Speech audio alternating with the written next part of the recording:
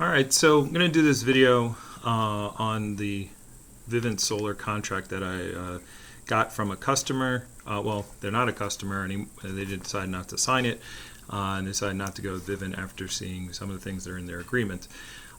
This video is being done August 8th, 2014, so this might have changed since this video. I'm assuming after they see this video, they will eventually make some changes to their agreement.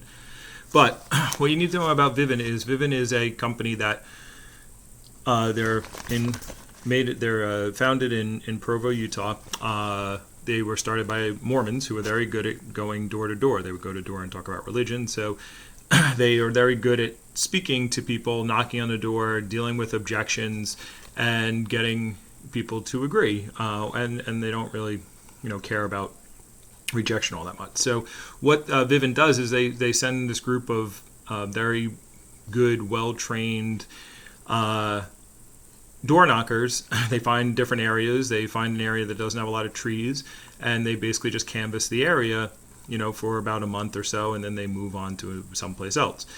Now the thing is also when they're good at doing is when they get a couple of sales, then they'll just point to other people in the neighborhood, and everyone's like, well, everyone's got it. These people are getting it, and their marketing strategy is very good. This agreement, though, is a problem. So first off, let's just look at how the agreement is set up. So you meet the person, they talk to you for a little bit. It's a very short agreement. It's only, it's page 1 and page 2. And this is how they present it, and this is where you sign. All right, so just talking about this, the way it's set up first, it looks like there's only, 0.3, 0.4, 0.5, and then 0.6, and then right here it does say, do not sign this agreement before you have read all of its pages. Well, it looks like you've read all the pages by the time you sign it. And there are some copies, but this is normally how contracts are. There's a copy underneath, that's a carbon copy. The problem is, here is 0.7, 8, 9, 10, 11, 12, 13, 14, 15, 16, 17, 18, 19, 20, 21, 22, 23, 24, 25, 26, 27, 28, 29, and 30. They're all very small on the inside on the pink copy that you would never read as a customer, because they would talk to you. They would explain this to you. They say, look, it's a really short agreement. It's not that bad. And you might not even read all this, but they tell you specifically, do not sign this agreement before reading all the pages. And there's all these points on the inside in the pink. So just that alone should tell you that there's something amiss as far as the way this is even set up. But let's just talk about what they actually even tell you. So the first thing is the warranty. And this is, I'm going to try to keep my personal feelings about this out of there, but I want to give you some questions that if you are thinking of going with this and signing this agreement, that you should ask. First of all, just looking at the agreement there. But, and I've underlined some points, so I'm going to read them. I don't know how well you'll be able to see them here. But it says here in their limited warranty, we do not provide any warranty to you with respect to any component of the system. Any manufacturer's warranty is in addition to, not in lieu of, this limited installation warranty. This warranty does not cover problems resulting from exposure to harmful materials, chemicals, fire, flood, earthquake, or acts of God.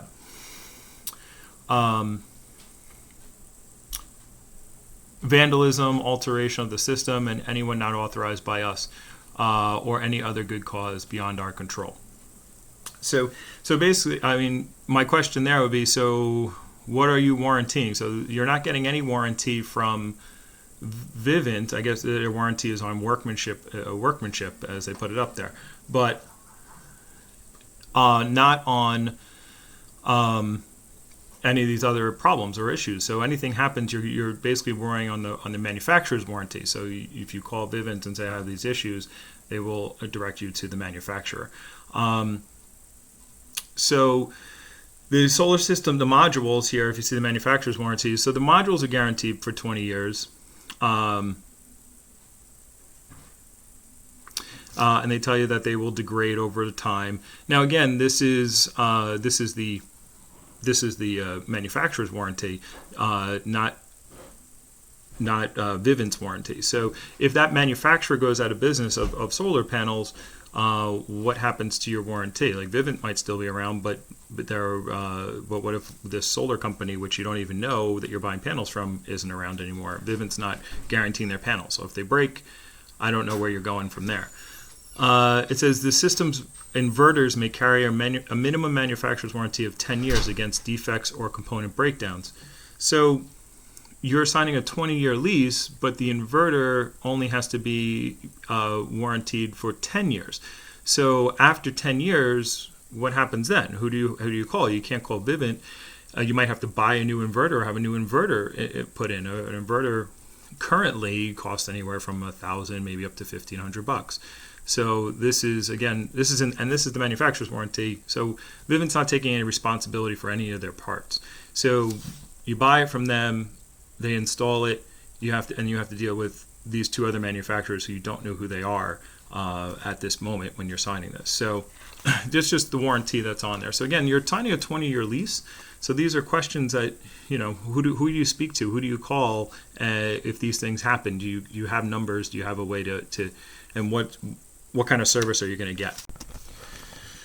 Okay, so let's get to the pink stuff where the other small print is. So here in 8, it says if the system is damaged, let me make sure you can see it there. If the system is damaged or destroyed by a casualty event not covered by our insurance, we may, at our option, I or 1, repair and restore the system to good working condition. Again, this is we may, in our option, repair or restore the system to good working condition, or 2, terminate this agreement.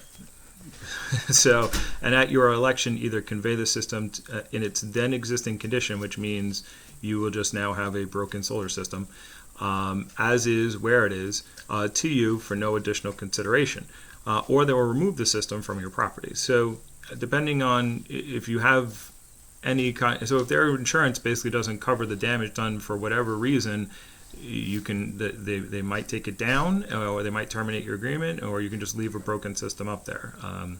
This is something you might want to ask about if you're thinking about going with Vivint. Down here in 9, it says changes. If you, let me move it up, make sure we can read it here. If you, the utility, or any government agency requires any change to the system after its installation, you shall pay our standard parts and labor charges, or we pay any tax, fee, or other charges in relation to the system or this agreement after the in-service date, which means after they put it on. Then you shall be responsible to reimburse us for any tax, fee, or other charges. So you potentially could be getting more charges from them. Again, this is something that you might want to ask. What are these additional charges that potentially could be coming? So fees, all these things are means you're supposed to have a set price. This is what the utility does. They say, well, we're not going to raise your price, but we are going to raise your price because of other things that came to us. Your price should not change just because the company accrued some extra costs or charges or fees. Anyway, let's go to the back here. Now, this is a New York State law. When Vivint sells you your panels, they then subcontract out people to come and put the panels up there. Now, there could be a general contractor who gets subcontractors underneath them. Who knows? Each house might be different. This is just a question. I do not know exactly how they do it, so you would have to ask them, but this is a good question to ask, especially since this is a part of the agreement that you're signing. So New York State notice of contractor liens. The contractor or subcontractor who performs work under this contract and is not paid may have a certain claim against you, the consumer, which may be enforced against the property in accordance with the applicable lien laws. Any contractor or subcontractor, material man, blah, blah, blah, blah, blah, anyone who does, home improvements as far as that goes, who is not paid, may have a valid legal claim against your property known as a mechanics lien. Any mechanics lien filed against your property may be discharged.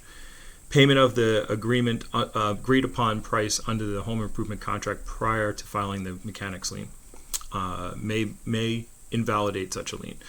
The owner may contact an attorney to determine their rights and discharge a mechanic's lien. So, again, if they don't pay, so let's say they subcontract out someone, or the general contractor goes out of business, or they don't pay correctly, or something along those lines happen, and you are responsible. Now the subcontractor or the contractor, general contractor, can put a lien on your house. Sometimes these contractors, by the way, they automatically, as soon as they start the job, they put a mechanic's lien on a home and then discharge it once they've been paid.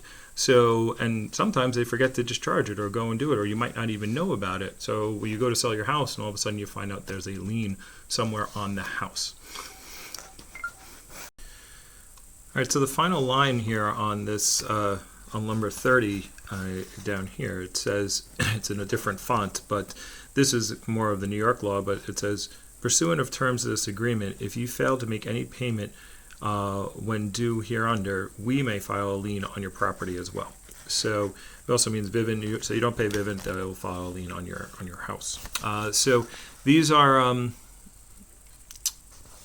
questions that you might want to ask, or you might want to think about in this agreement before you sign up with them. And like I said, I'm sure eventually they'll see this video and either change these things or hide them better.